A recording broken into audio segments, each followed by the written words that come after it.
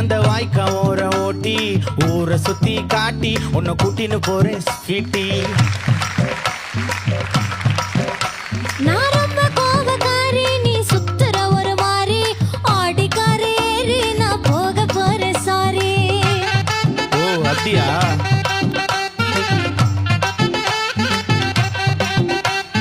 வைக்க மாட்டேன் தாடி, நீ வேணா எனக்கு போடி, இந்த மாமாவை தான் தேடி உன் தங்கச்சி வர ஓடி.